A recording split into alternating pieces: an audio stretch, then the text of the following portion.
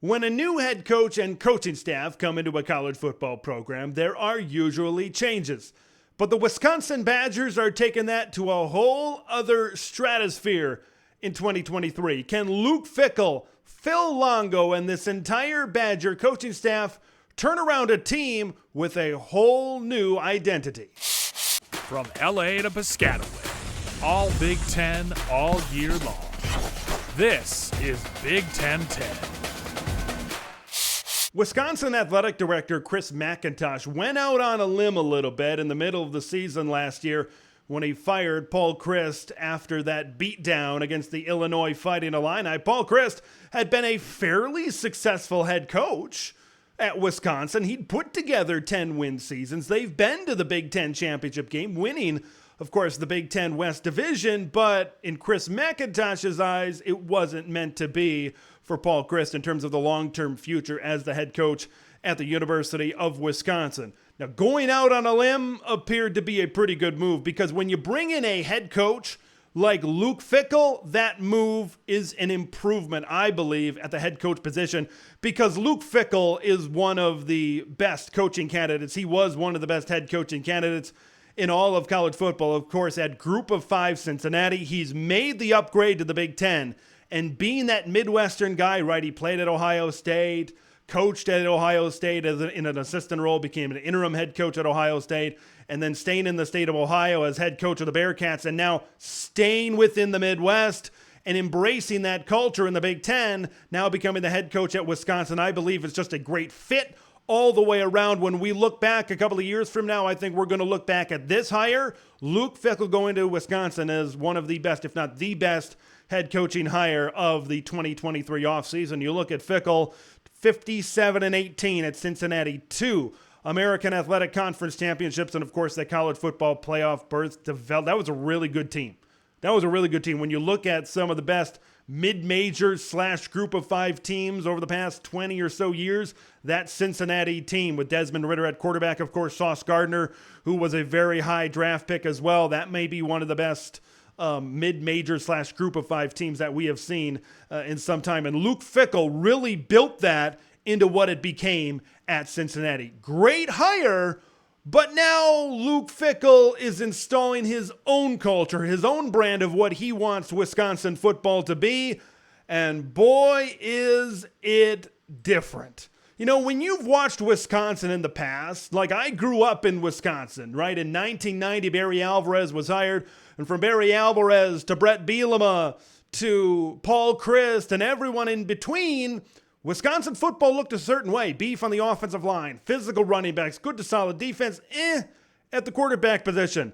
That is completely out the door, and there's a new way of Badger football in the future because, man, they are flipping their philosophy by hiring offensive coordinator Phil Longo. He had one of the top ACC offenses over the past 4 years. He was actually number 1, those in 4 years combined, in the Atlantic Coast Conference. What he's been able to do at North Carolina and the offenses and quarterbacks especially that he's been able to develop is awfully impressive. He is one of the best offensive coordinators in the entire country right now. I don't think there's much of a dispute with that. So bringing in Phil Longo to be the offensive coordinator, it's a little bit of a culture shock considering what Wisconsin has been over the last 20 or 30 years, but I believe that this was needed.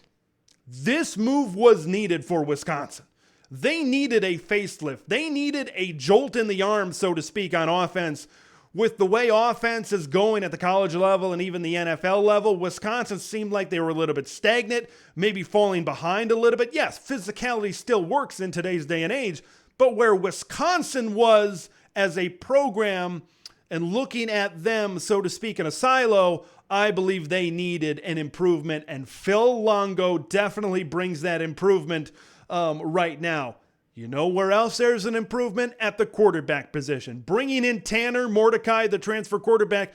Boy, Phil Longo and Tanner Mordecai looks like it's going to be a pretty darn good combination. And then system that he was in at SMU, they threw it, and they threw it again. They threw it a whole bunch of times at the Mustangs. The Thoroughbreds sure tossed it in the air quite a few times. Like you look at last season, 4 times last season, Tanner Mordecai threw the ball 45 plus times during a football game. So his arm ain't going to get tired playing football at Madison, Wisconsin. Let me tell you that much. So he's got a big arm, though. This kid can sling it. I love the way he zips the ball in, especially on those in routes, slant routes, post routes, those kinds of things. He's got great arm strength. Tanner Mordecai is also a quarterback that will take some risks. If you watch the spring game, you know exactly what I'm talking about. Throwing the ball up, a lot of interceptions. Here's the thing about the spring game. People say, well, wait a minute, they were playing in weather, right? It was not great. It was spring in the Midwest, basically. But you're playing Big Ten football. When you get to November, those games, you're going to have bad weather, which some skeptics have said when you're looking at Wisconsin, what is this offense going to look like in November? What's it going to look like in Big Ten weather? Can an air raid system work at a place like Wisconsin? People have their doubts, but I think it's all going to come together because what a Phil Longo system looked like at North Carolina, I don't think it's going to look like exactly the same as it was against Wisconsin. But going back to Tanner Mordecai for a second, a big arm. They haven't had this much arm talent and quarterback talent at Wisconsin, I don't think, since Russell Wilson, right, in that lone season in 2011. And that was a one-year transfer deal as well. I believe Wisconsin is in a great spot. They've improved their team immensely going into this football season. So why is there an opening at quarterback? It's because Graham Mertz transferred out to Florida. You know, everybody was excited about Graham Mertz coming in when he came in out of high school, out of the state of Kansas. 4-star guy, was very highly recruited, and he ended up choosing Wisconsin. And Graham Mertz over time, 29 touchdowns, 21 interceptions the last 2 seasons. He never found a rhythm. He was never able to string multiple good games together, never really improved, I don't think, that much over his time at Wisconsin. So he ends up transferring and he's going to Florida. So good luck in the SEC, Graham Mertz. Have fun with that, Billy Napier. But Tanner Mordecai is a part of a quarterback room with a lot of transfers as well. You look at Braelon Allen coming in from Mississippi State. He appears to have the edge for the backup position. He looked good in spring ball in the spring game. Nick Evers transfers from Oklahoma, 4-star, top 150 guy out of high school as well. So we'll see where he fits in. Maybe Matoyer is the guy that they have committed for the class of 2024. So they've got the quarterback position figured out at least for the next, 4 or 5 years here at Wisconsin. It definitely appears to be that way. But getting back to this current team, getting back to the here and now, this is an offense. You go back to Phil Longo for just a second. Back in 2020, he had not one but 2 1,000-yard rushers. So this can be a balanced offense, and it's going to be a balanced offense because you got Agent Zero in the backfield in Braelon Allen. He is one of the Big Ten's best running backs, no doubt about it. Back-to-back seasons with over 1,200 yards rushing and double-digit touchdowns in those 2 seasons as well. He came in right away as a true freshman, and he took the starting job and ran with it. He was 4th in the Big Ten in rushing last season. So this is an offense. And when I watched the spring game, when they started to run the football a little bit more, they were starting to run downhill and gain some momentum, so to speak. So this offense, I believe, is going to be more balanced. Tanner Mordecai is not going to be throwing it 40 to 45 times a game at SMU. And Braelon Allen is not going to be going up against those 8, 9-man boxes that maybe he's seen in the past. Because of the passing threat, Braelon Allen could have a much bigger season because when things are spread out, maybe on a 3rd and 3 or a 3rd and 4, less guys in the box to kind of really load up to try to stop Braelon Allen. Balance is the key, I think, for the Badger offense. You got to factor in Chez Mellusi in this run game as well. He rushed for 473 yards and a couple of scores last season, 815 yards and 5 touchdowns back in 2021. So he is a very good number 2 option. He is the solid, no doubt, number 2 option because of the transfer of Isaac Guerrero, 385 yards and 5 touchdowns. You're losing out there. But I think the 1-2 option of Braelon Allen and Chez Mellusi, there's a lot of great 1-2 options. Seems like you need a 1-2 option. You're not a real Big Ten offense if you don't have 2 great running backs in the backfield. Wisconsin is the offense where they have 2 really good guys. If Braelon Allen goes down, Chez Mellusi can really step up and be a big part of that. Now, we're talking about balance, run game and pass game. This is going to be a much improved pass game because of the wide receiving group that they had. I talked about Tanner Mordecai maybe being the guy with the most arm talent at Wisconsin since Russell Wilson in 2011. Well, this could be the deepest, one of the most talented wide receiver groups at Wisconsin in some time. Once again, we're not setting high bars here, but we're stating facts. Now, here's the thing. They've brought in some transfers at wide receiver, but I think Wisconsin's group is deep, and it is good because of the guys coming back. They are bringing back their top 3 wide receivers from last season: Skylar Bell, Chemray DK, and Keontez Lewis. Let's start first with DK. 689 yards and 6 touchdowns last season. He led the team in both of those categories. Honorable mention, all Big Ten. Skylar Bell really loves the way he plays on the outside. 444 yards, 5 touchdowns. Keontez Lewis, 313 yards and 3 scores last season. So these guys are going to get more opportunities. These guys are going to get more touches. These guys are going to get more catches because they're in an offense that I think is going to take advantage of some of these talents, especially Skylar Bell and Chemray DK. I think those guys are really talented. You're going to see those guys really blossom in this Phil Longo offense. I strongly believe that. What about the transfers that are coming in? Bryson Green, the transfer from Oklahoma State, 584 yards, 5 touchdowns. He led the Cowboys in touchdown catches last season. CJ Williams coming in from USC. Didn't see a whole lot of action with the Trojans last season because they were pretty stacked a year ago. High 4-star prospect, top 100 guy, top 10 wide receiver in his class. He was a freshman last season. And then you got to go on to Will Pauling. I'll come back to CJ Williams. Let's talk about Will Pauling. The transfer from Cincinnati, 12 catches, 122 yards last season. He provides depth and speed. Some people think Will Pauling might work his way into the slot position in the starting lineup, and he is a very good slot. I think he's going to fit into that role very well. I just think a guy like CJ Williams is going to fit. I think he's a little bit more talented maybe right now, but Bryson Green I think is the big transfer. I think CJ Williams is still young right now in this offense, but I think Bryson Green, you combine them with those 3 returners in Keontez Lewis, Skylar Bell, and Chemray DK, this is a deep wide receiving core. I think it's going to be Green, Bell, and DK as maybe the most talented guys, maybe the best guys. Statistically, will they be the 3 highest producers in this wide receiving core? That's yet to be seen, but this is deep, and it is a good room. Let's move on to the tight ends. They're solid, but a lot of these tight ends are kind of fit to the way Wisconsin wanted to have their tight ends before, right? Bigger, bulkier guys. Yes, they are involved in the pass game a little bit, but the Wisconsin kind of recruited guys that wanted another tackle on the other side.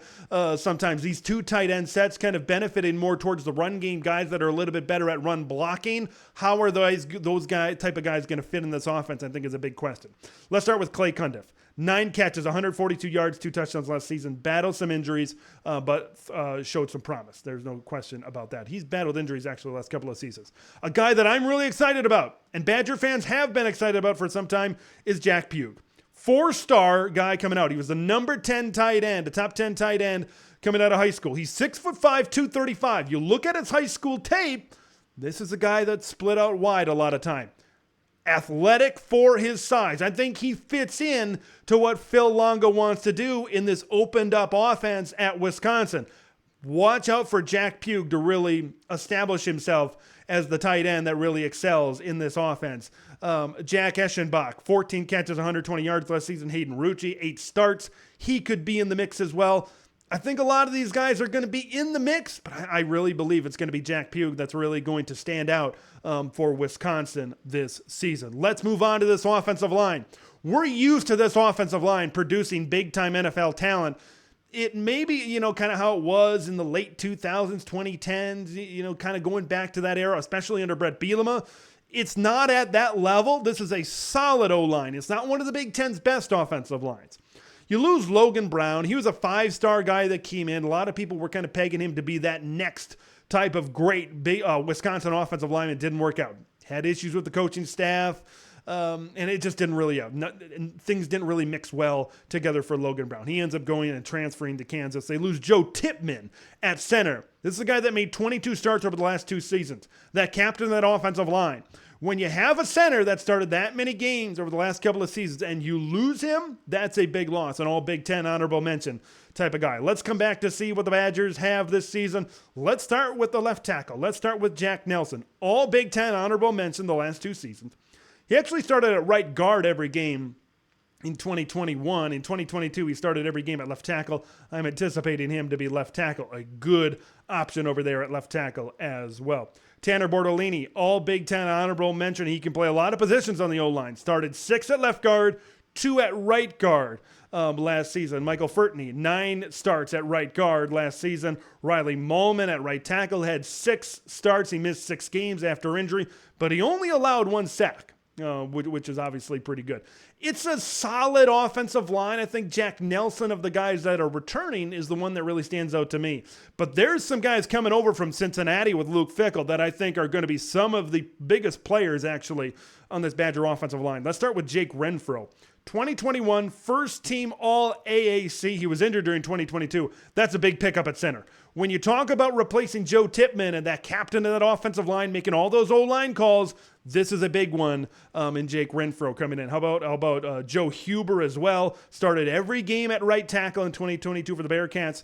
Pro Football Focus graded him as the best offensive lineman on the Bearcats last season. Of course, that's when Renfro was out. So you're seeing 2 of the best offensive linemen that have been at Cincinnati the last couple of seasons. Will they be able to get into this offense and make a difference? I think Renfro is going to be the guy at center.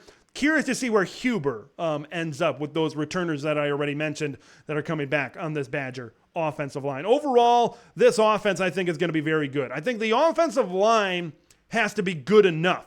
I don't think it has to be great.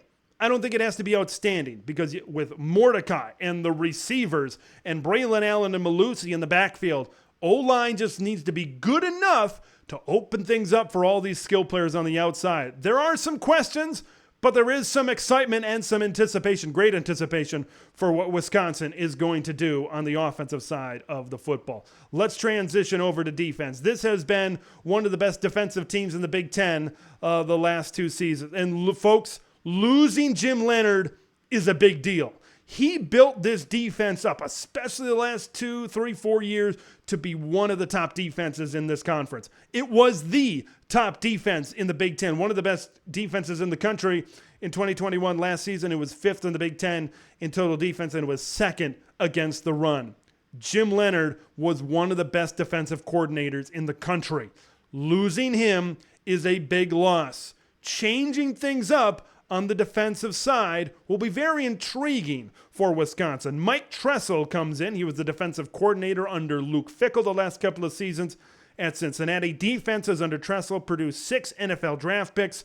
It was a 2021 defense that ranked 5th in the nation in scoring, 10th in the nation in total defense. So you lose Jim Leonhard, and that's obviously a big loss, but when you pick up a guy like Mike Tressel, spent a lot of time in the Big Ten as well, from Michigan State from 2007 to 2020, right? So this is a guy that knows what it takes to build up good defenses in the Big Ten. I think this is a good replacement. Maybe will he fill the shoes completely of Jim Leonhard? I don't know. Having the top defense, one of the top defenses in the country, I think it's going to be tough to get back to that point. I don't think it's going to happen this year. Will it happen in the future? Possibly. Let's get into this defense. I think the strength of the defense is at the linebacker position. Of course, it starts with Muma Jungmeta right there in the middle. He's poised to step up and do a big-time role, maybe as one of the best linebackers in the Big Ten. Last season, he had 95 tackles that led the team. 12.5 tackles for loss, second on the team behind Nick Herbig. And man, is Nick Herbig a big loss to this Badger defense. He's lived in the backfield. He has put up residence in Big Ten backfields. 30 tackles for loss, 20 sacks the last 2 seasons for Herbig. He led the Big Ten in TFLs and sacks last season, so he was the best off the edge and getting into the backfield in the Big Ten last season. But getting that back to Muma Jungmeta, 3.5 sacks, 3rd on the team. He's the top returner in sacks. So he's the guy.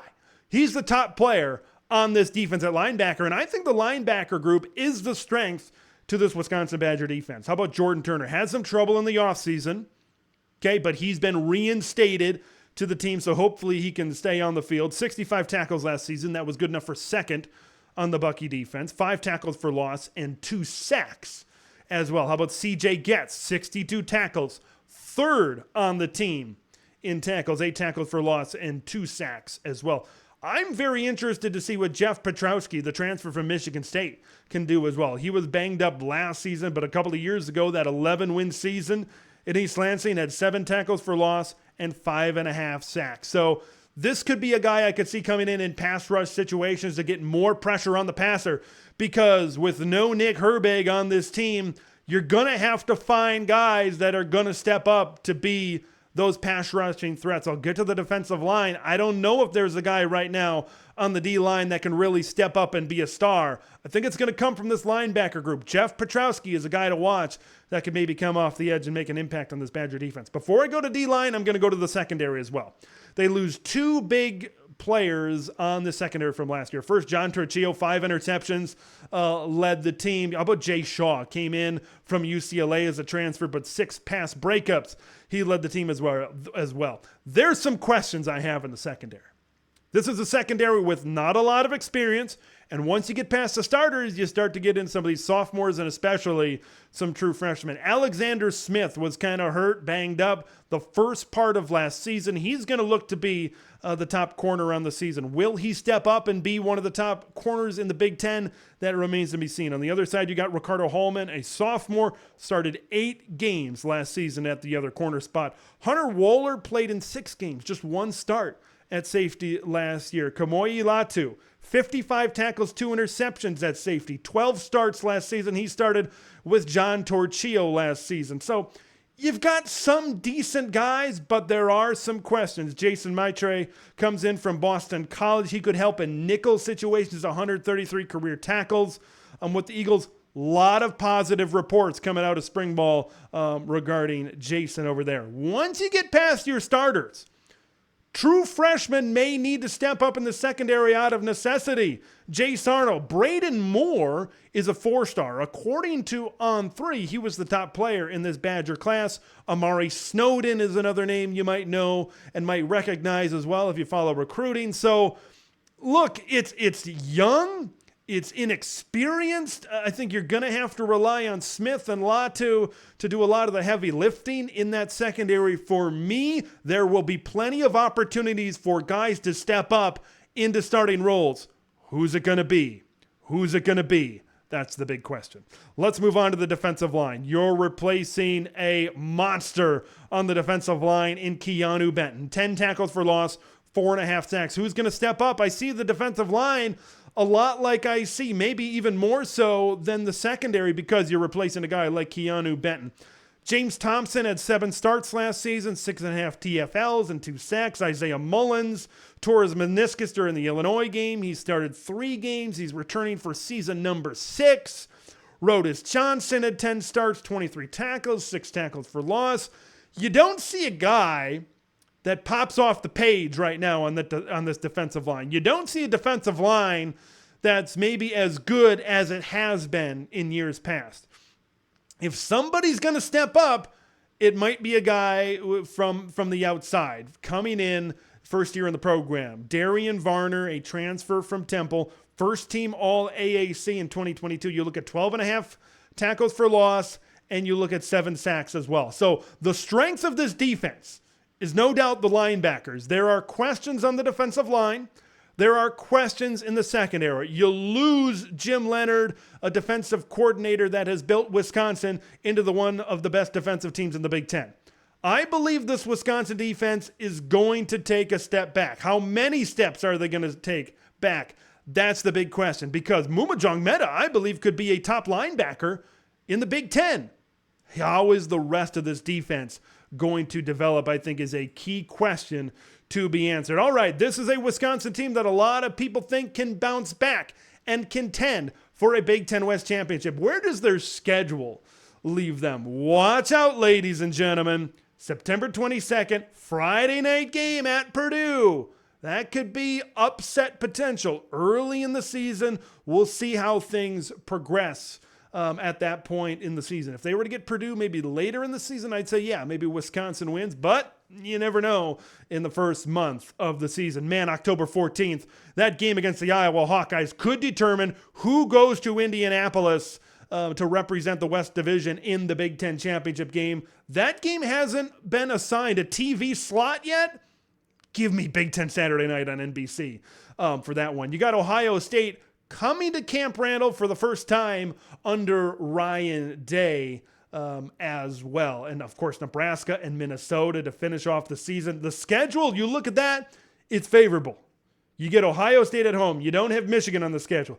You don't have Penn State on the schedule. This is a favorable schedule for the Badgers to get back to Indianapolis for the first time since 2019. They have the pieces on offense. There are some questions to be answered on the defensive side of the ball, but Wisconsin has certainly made improvements on the offseason, and I cannot wait to see what the Badgers can do in 2023. Thanks for watching Big Ten Ted, where it's all Big Ten all year long. Make sure to like the video to spread the word of Big Ten Ted to the masses, and subscribe to the channel for updates on Big Ten content that drops every day.